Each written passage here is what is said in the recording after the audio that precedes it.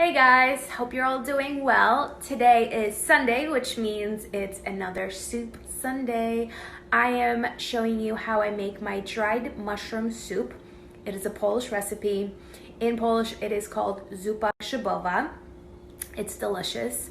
I love mushrooms, I think, not only because of the flavor, but mushrooms really bring back a lot of memories for me. If you don't know, I lived in Poland until I was 11.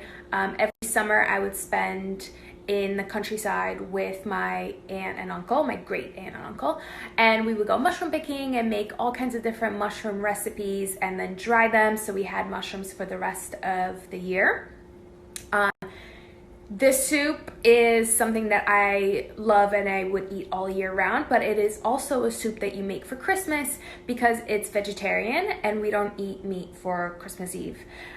So I hope it's something that you would like to try. It's super delicious and it's easy. It does take quite a long time to make because you have to soak the mushrooms since they're dry and make the broth, but it's all worth it, I promise. It's delicious. So just keep watching for the recipe. So let's go over the ingredients for the soup. I have 3 potatoes. For the stock, we're going to need a leek, parsley root, 2 carrots, 1/4 of celery root. Because this is a dried mushroom soup, we need 2 packages of dried mushrooms that we're going to soak for the broth. We need a bay leaf and salt, allspice, and peppercorns for seasoning. Thing we're going to do is take these dried mushrooms and rinse them under cold water just so it gets rid of any sand or dirt. Then boil 3 cups of water. Now take this boiling water and just pour it over the mushrooms. Put it in a container that you can then put a lid on top. I'm going to put this in and then just close it and leave it steeping like this for a minimum of 2 hours. It's been 2 hours and the mushrooms are soft. Transfer the liquid and the mushrooms to a pot.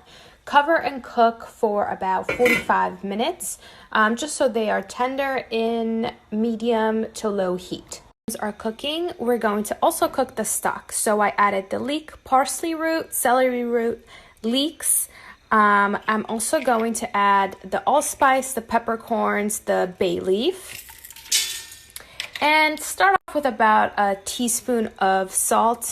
If you need more, you can add more. It's always better to add less because you can't go back. But if you need more salt, you could always add more. And then cover that with 6 cups of water and cook that for about 45 minutes as well, the same time as the mushrooms. It has been 45 minutes, so now I'm going to fish out everything from the vegetable stock. I'm going to reserve the carrots because I want to add the carrots back to the soup, but you don't have to. I just like the carrots.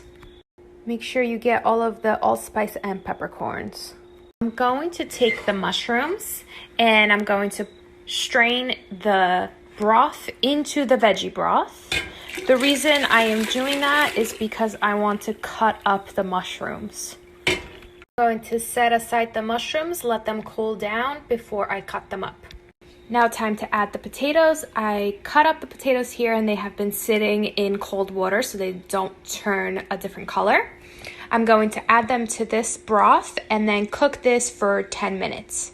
While the soup is cooking, you have to chop up the mushrooms after they cool down and cut up the carrots that you reserved, and then we're going to add it back to the soup. It has been 10 minutes and now I'm going to add the mushroom and the carrots to the soup and cook it for another 10 minutes. So the soup is now done. This is the time when you taste a little bit of the soup and you can figure out if you need some salt, some pepper, and you can season it according to your taste. And also traditionally, this is when you would add some milk or a little bit of sour cream to make it creamy. Since I'm dairy-free, I'm not going to do that. However, I do have a dairy-free yogurt, Greek yogurt, not sweetened, so I might add a little bit of that to give it a creaminess. So as I said, I have a dairy-free yogurt that I can add to the soup to make it a little bit creamier, instead of using sour cream because I can't have any. So what I did is I took a few spoons of the soup in a bowl. Now I have this yogurt. This is the one that I used last week for the cucumber salad that I showed you guys. And I'm just going to do about a tablespoon, like this much. Add it to this mixture, mix it up, and then add it to the soup. If I just added that big spoon to the soup, it's gonna get all curdled and gross. So this is the best way to do it, and you can add it to the soup and taste it again to see if you need to add extra seasonings for your liking. So I added that mixture back to the soup, and now you can see the color's a little bit lighter. I tasted it and it's perfect. Oh my gosh, you guys have to try it. It's so good.